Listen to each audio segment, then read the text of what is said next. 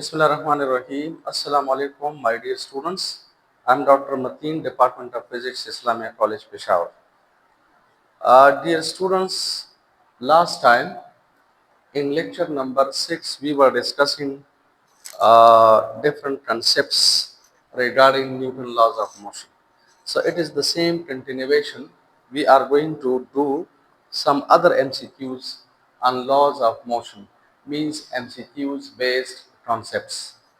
तो laws of motion से related we are going to do some extra MCQs.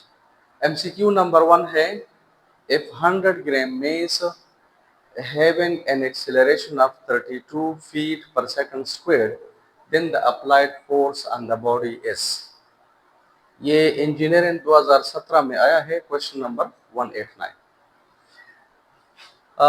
इस MCQ को अगर आप गौर से देखें और पढ़ें तो इसमें मेस गिवन है। If you see the mass is given in grams और acceleration is given in feet per second square. तो आपको पता है gram is the unit of mass in CGS system और foot per second square is the unit of acceleration in FPS system, and we are going to calculate the force. If you see this is a very tricky and lengthy MCQ, क्योंकि हमने last time पढ़ा था कि जिस MCQ में both आ जाए, all आ जाए या नन आ जाए, तो इसमें ये होता है कि you have to check all the options thoroughly. तो देखिए ऑप्शन ए जो है वो पाउंड्स में गिवन है, ऑप्शन बी न्यूटन्स में गिवन है। This is an FPS system, this is an SI system और ये सीजीएस सिस्टम में है।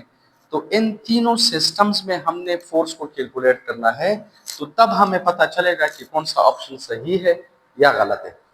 बहरहाल याद रखिए ये जो 32 फीट पर सेकंड स्क्वायर है, तो असल में ये क्या है?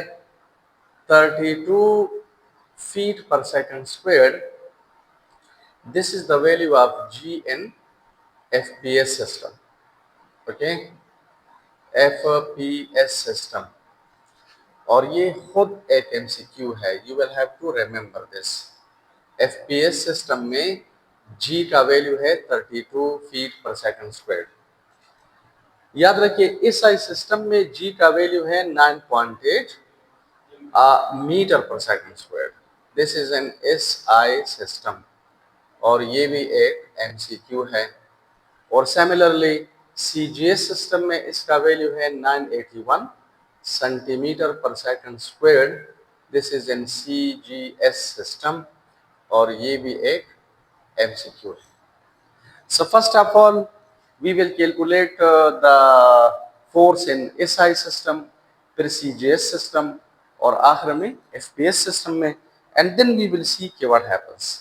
तो if you see हमारे पास फोर्स का relation second law of motion से है, तो F is equal to ma। Mass हमें गिवन है 100 ग्राम, इसको 1000 से डिवाइड करो तो यह आ जाएगा 0.1 kg। ठीक है, बिकॉज ये सीजीएस सिस्टम है और ये हमारे पास एसआई सिस्टम, इज इट? और देखें एक्सेलरेशन यहाँ पर 32 फीट पर सेकंड स्क्वायर है, तो मैं यहाँ पर इस आई सिस्टम में 32 फीट पर सेकंड स्क्वायर नहीं लगा सकता, I will use this value. तो देखिए ये आ जाएगा F is equal to the mass is 0.1 kg और एक्सेलरेशन है 9 यानी ये जो 32 feet per second square acceleration है ये इस आई सिस्टम में 9.8 मीटर पर सेकंड स्क्वायर के बराबर है। तो I will write 9.8 metre per second square. अगर आप इन दोनों को मल्टीप्लाई करें, I will write 0.98 kg metre per second square. What is kg metre per second square? This is equal to newton. ठीक है, तो आप लोग देखें, ये आप चेक करें कि ये ऑप्शन है कि नहीं है। आप न्यूटन में अगर देखें तो 9.8 न्यूटन है, यानी 0.98 न्यूटन इसमें नहीं है, तो ये ऑप्शन गलत है। तो forget about this. Now we are going to solve this in CGS system. CGS system में solve करते हैं। तो CGS system में मेस हमें ऑलरेडी गिवन है, ठीक है। I'll write F is equal to MA। तो देखिए F is equal to mess की जगह लिखो 100 ग्राम्स, और CGS सिस्टम में G का वैल्यू या ये जो एक्सेलरेशन है ये 981 सेंटीमीटर पर सेकंड स्क्वायर के बराबर है।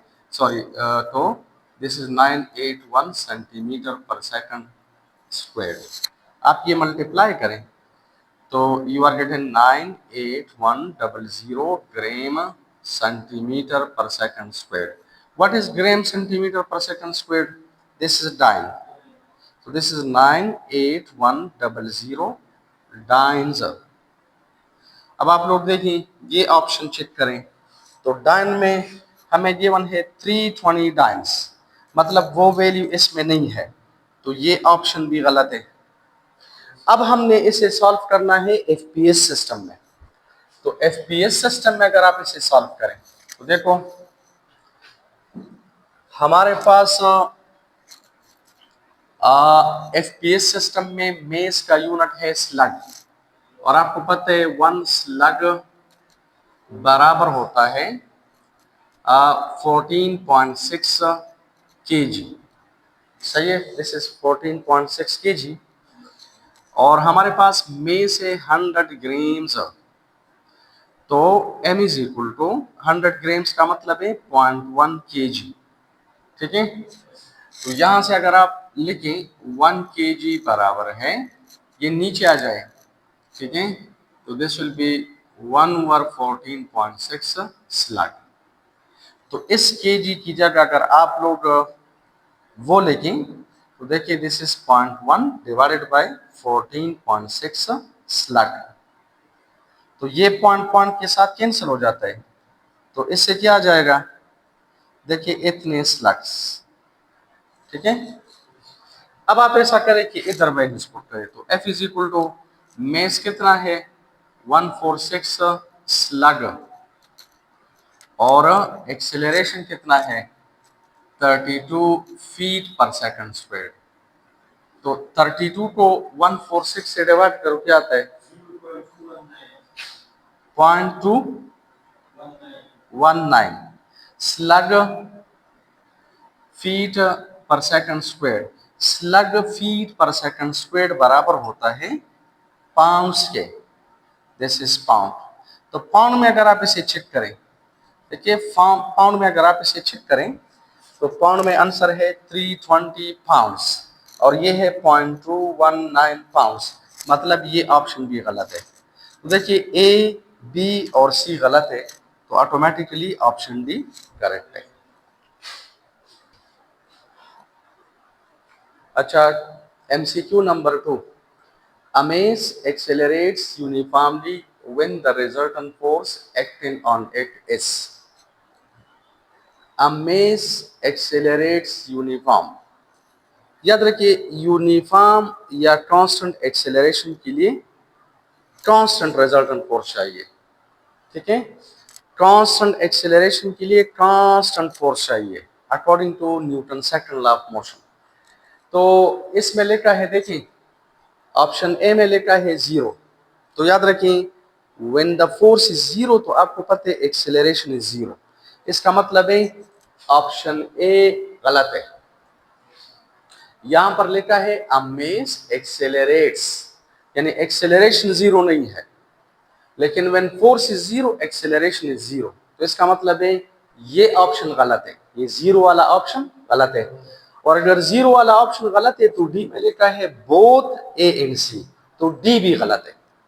तो forget about A and D, A और डी आप यहां से एलिमिनेट करें। अब हमारे पास इधर आता है कांस्टेंट बट नॉट 0, और इसमें लिखा है increases uniformly with respect to time. देखिए according to second law of motion we can say acceleration is directly proportional to the applied force, लेकिन शर्त इसमें यह है व्हेन मास इज कांस्टेंट। अगर मास कांस्टेंट है तो acceleration is directly proportional to the applied force. अब अगर आप फोर्स बढ़ा रहे हैं, रिजल्टेंट फोर्स का मतलब है net force, unbalanced force, that force which is responsible for acceleration. तो याद रखिए, अगर आप रिजल्टेंट फोर्स को इंक्रीज कर रहे हैं तो एक्सेलरेशन भी इंक्रीज हो जाएगा। और क्वेश्चन में लिखा है अ मेस एक्सेलरेट्स यूनिफॉर्मली। तो याद रखिए, यूनिफॉर्म एक्सेलरेशन के लिए हमें यूनिफॉर्म यानी कांस्टेंट फोर्स चाहिए। तो ऑप्शन बी सही है। Option B is the correct option.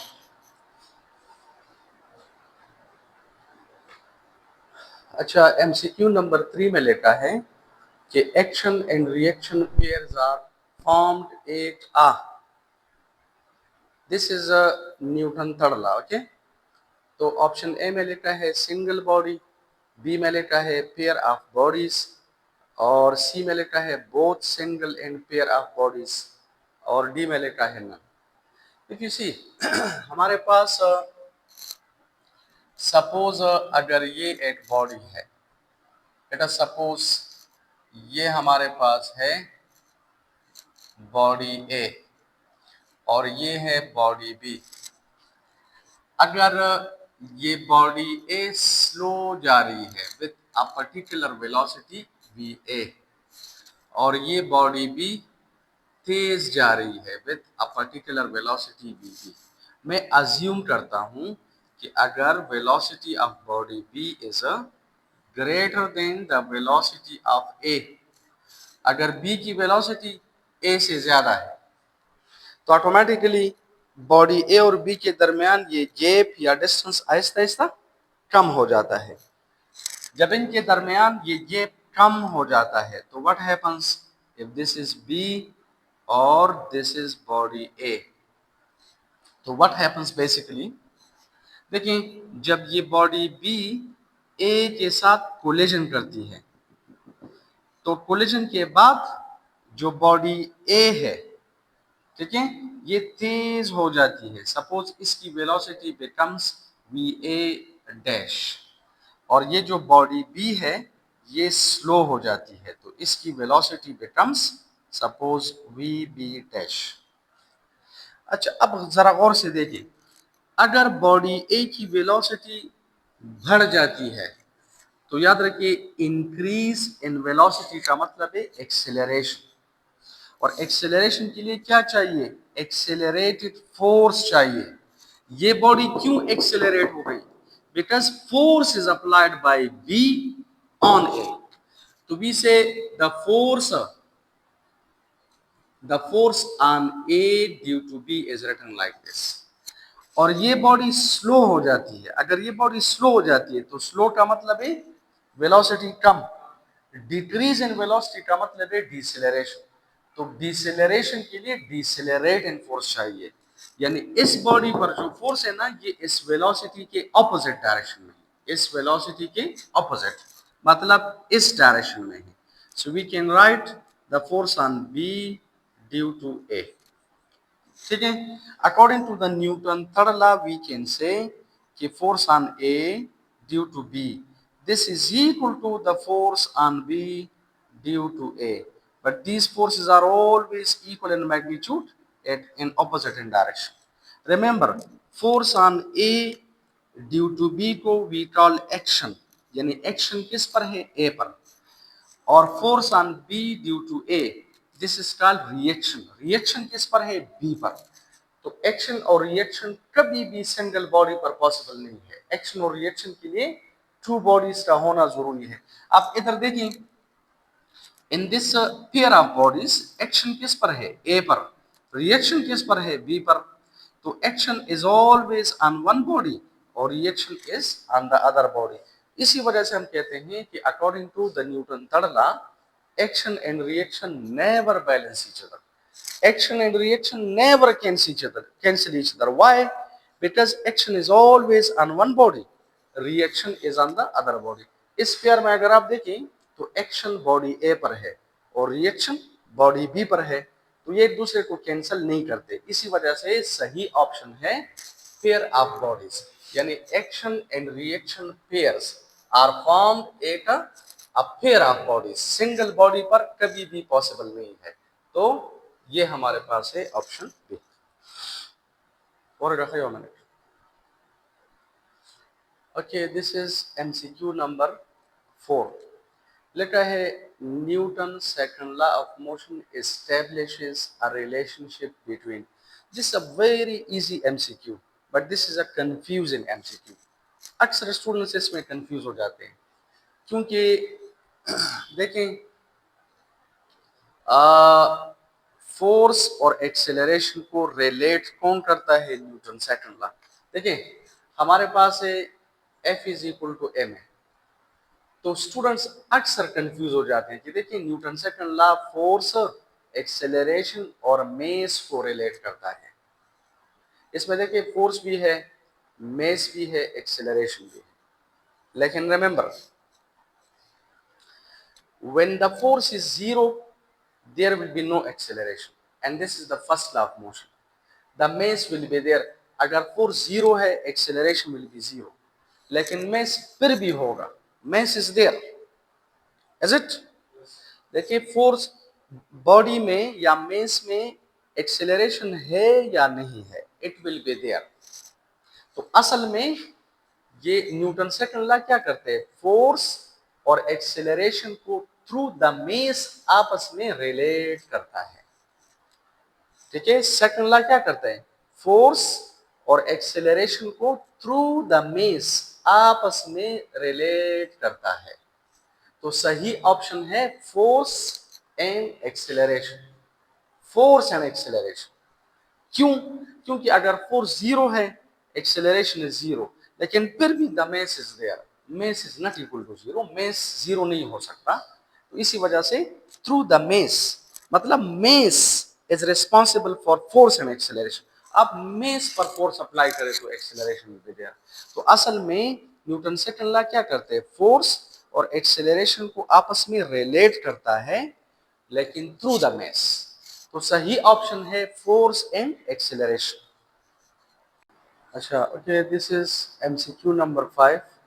A force F is equal to 4I plus 3J Newton X on an object of mass 5 kg. What is the magnitude of acceleration produced? तो इसमें अगर आप गौर से देखिए, हमें force given है लेकिन vector form में है, और देखिए मेस का मैग्नीट्यूड गिवन है। तो we are going to determine acceleration, so we have to apply F is equal to ma। तो देखो हमारे पास फार्मूला है F is equal to ma। we are going to calculate acceleration which is F divided by mass। this is let equation 1। mass हमें given है 5 kg, लेकिन force का magnitude हमें given नहीं है, हमें वेक्टर फॉर्म में गिवन है। तो यहाँ से आप मैग्नीट्यूड कैलकुलेट करें तो F is equal to this is 4I plus 3J। इसका अगर आप मैग्नीट्यूड कैलकुलेट करें तो मेथड ये है कि I के साथ जो भी है इसका स्क्वायर, J के साथ जो भी है इसका स्क्वायर, और फिर अंडर द रूट। I का हम स्क्वायर नहीं लेते, क्योंकि I स्क्वायर का मतलब है I dot I which is 1, और J स्क्वायर का मतलब है J dot J which is 1। ठीक है, तो ये मैं लिख सकता हूँ F is equal to 4 4s are 16 and this is 3 3s are 9 under the root. ठीक है, तो फोर्स का मैग्नीट्यूड आ जाएगा 25 अंडर द रूट। 25 का स्क्वायर रूट है 5 विच इज न्यूटन। अब ये वैल्यूज इधर पुट करें, इधर ये वैल्यूज पुट करें तो F का वैल्यू है, देखिए एक्सेलरेशन बराबर होगा, F का वैल्यू है 5 न्यूटन और मेस का वैल्यू है 5 kg। ये 5 5 के साथ कैंसिल करो तो A इज इक्वल टू, इससे आ जाएगा 1। न्यूटन की जगह अगर आप लोग लिखे kg metre per second square, तो वो kg इस kg के साथ कैंसिल, तो we are left in with metre per second square. ठीक है, so this is the value of acceleration. तो कौन सा ऑप्शन सही है? ऑप्शन बी सही है। अच्छा, this is MCQ number 6। When we kick a stone we get hurt, it happens due to. तो please remember this MCQ is related to the Newton third law of motion. इसका ये मतलब है, for example ये हमारे पास एक stone है, it has got a particular mass m. जब आप लोग इसे किक करते हैं, when you kick the stone, तो you apply action on the stone. According to the Newton third law, the stone will apply a reaction force upon you and therefore you are going to be hurt. ठीक है, तो सही option है reaction force. It is due to the Newton third law of motion. Okay, MCQ number 7 है, a body of mass 2 kg moves with an acceleration of 3 meter per second squared. If the frictional force is 2 Newton, what is the applied force? तो इस MCQ का या question का ये मतलब है, देखें हमारे पास सपोज दिस इज ये है सरफेस, मतलब अर्थ है, and this is a body. ठीक है, और इस बॉडी का मेस हमें गिवन है 2 kg. The mess of the body is 2 kg. इस बॉडी और सरफेस के दरमियान जो फ्रैक्शनल फोर्स है which is represented by small F, ठीक है, ये हमारे पास है 2 न्यूटन. और इस बॉडी में जो एक्सेलरेशन है this is 3 metre per second square. Acceleration is 3 metre per second square. Question क्या है? क्वेश्चन ये है कि we have to calculate the applied force. Applied force को मैं एफ ए से रिप्रेजेंट करूंगा, फ्रैक्शन को एफ आर से. ठीक है, और the net force is responsible for acceleration. देखिए आप जितना भी फोर्स अप्लाई करेंगे इसमें से 2 न्यूटन जो है वो जाया हो जाएगा और बाकी फोर्स जो है इस बॉडी को एक्सेलरेट करेगा which is known as the net force. यानी इसका मतलब है कि नेट फोर्स का क्या मतलब है? नेट फोर्स का मतलब है कि आप टोटल फोर्स से, अप्लाइड फोर्स से अगर आप लोग फ्रैक्शनल फोर्स माइनस करें तो नेट फोर्स आ जाएगा. इसका मतलब है कि अप्लाइड फोर्स कितना होगा? अप्लाइड फोर्स बराबर होगा net force plus fractional force. Fractional force हमें गिवन है और नेट फोर्स हम यहां से कैलकुलेट करेंगे बिकॉज हमें मेस और एक्सेलरेशन गिवन है. ठीक है, तो अगर आप नेट फोर्स कैलकुलेट करें, the net force is according to F is equal to m a. It is written like this. So the net force on the body is, what is the mass? 2 kg. What is acceleration? This is 3 meter per second squared. So the net force on the body is 6 Newton. ठीक है, अब इसमें values put करें, equation number 1 में values put करें तो applied force आ जाएगा. ठीक है, नेट फोर्स इज 6 न्यूटन और fractional force is 2 Newton. So the total applied force on the body will be 8 Newton. सही है, so the correct answer is option C. MCQ number 8, and this is the last MCQ regarding this series. Okay, two blocks of masses 1 kg and 3 kg placed in contact are acted upon by a force of 40 Newton. The acceleration of 1 kg mass will be. ठीक है, medical 2012 में आया है question number 145. इस question का ये मतलब है, देखिए हमारे पास अगर ये है सपोज 1 kg मेस और ये है 3 kg मेस और ये दोनों आपस में इन कांटेक्ट में पड़े हैं, दे आर इन टच, यानी they form a system of 2 masses. This is a single system. Okay, कहते हैं कि अगर आप इस पर फोर्स अप्लाई करें, कितना फोर्स अप्लाई करें? 40 न्यूटन. अगर आप इस पर 40 न्यूटन फोर्स अप्लाई करें तो क्वेश्चन ये है कि what is the acceleration produced in 1 kg body. तो याद रखिए दिस इज अ सिस्टम और ये दोनों मेसेस आपस में इन कांटेक्ट है, दे आर इन टच. तो जब आप दोनों पर फोर्स अप्लाई करें तो दोनों बॉडीज साथ साथ जा रही है, दोनों बॉडीज. तो acceleration produced in body 1, acceleration produced in body 2 या acceleration in the system will be the same. तो हमने किस तरह से करना है? देखिए हमारे पास फोर्स है 40 न्यूटन और इस सिस्टम का टोटल मेस है 1 kg प्लस 3 kg, तो दिस इज 4 kg, और हमने एक्सेलरेशन कैलकुलेट करना है, तो F is equal to a में अप्लाई करो, तो I can write A is equal to F divided by mass. It means A is equal to, this is 40 Newton, और total mass is 4 kg. So this is 4 tens are 40. So A is equal to 10. Newton की जगह लिखो kg metre per second square, वो kg के साथ cancel, तो we are getting metre per second square. तो याद रखिए, the acceleration in the system, the acceleration in 1 kg body या the acceleration in the 3 kg body is 10 metre per second square. तो option B सही है। देखो, अगर ये एमसीक्यू इस तरह जाए कि the acceleration of 3 kg mass will be, तो फिर भी method will be the same. और अगर ये इस तरह जाए कि the acceleration of the system is, फिर भी you will have to apply the same method. ठीक है, तो ये असल में 3 एमसीक्यूज हैं। ठीक है, तो this is the last MCQ of this series. इंशाल्लाह चैप्टर नंबर 3 का जो अगला टॉपिक है वो हमारे पास है linear momentum, relation between linear momentum and kinetic energy, and law of conservation of linear momentum. So पहले we will discuss these topics and then we will do the related MCQs. Thank you very much.